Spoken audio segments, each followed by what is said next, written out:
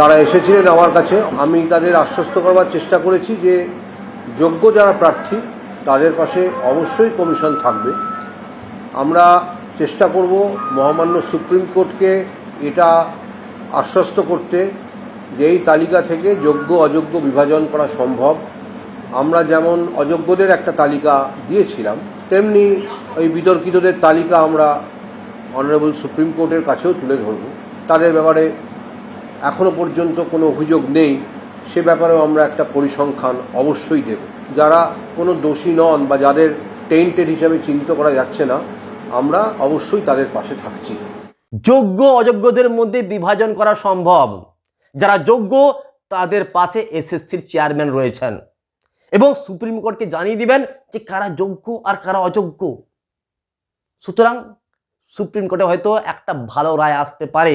যারা যোগ্য তারা আবার পুনরায় চাকরি ফিরে পাবেন, আর যারা অযোগ্য তারা বাতিল হবেন।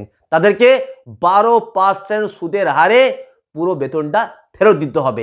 এইটা হয়তো রায় আসতে পারে। কিন্তু সব থেকে বড় প্রশ্ন, কারা যোগ্য আর কারা অযোগ্য কিভাবে বিভাজন করা সম্ভব?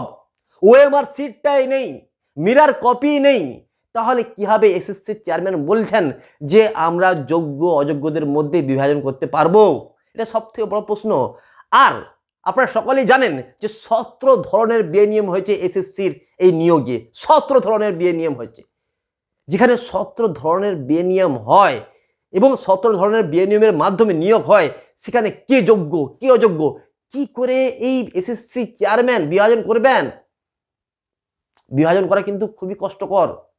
কোন ক্রাইটেরিয়ার কোন বেসিসে এই যোগ্য অযোগ্যদের বিভাজন করা সম্ভব হবে, যেখানে ওএমআর সিটটাই নেই, মিরার কপি পর্যন্ত নেই? কি করে হবে? এবং যারা রাস্তায় বসে আছেন, যারা বলছেন যে আমরা যোগ্য চাকরি প্রার্থী, তাদের কি হবে?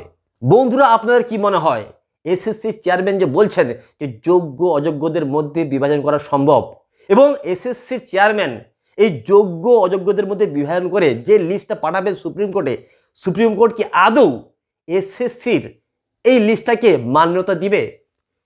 আদৌ কি সুপ্রিম কোর্ট এসএসসির কথা মেনে নেবে, যেখানে হাইকোর্ট এসএসসির কথা মানেনি?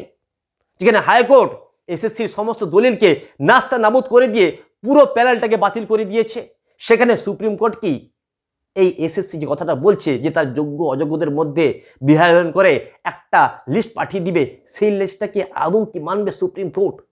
তো বন্ধুরা, আপনাদের কি মনে হয় অবশ্যই আপনারা কমেন্ট বক্সে লিখে জানাবেন।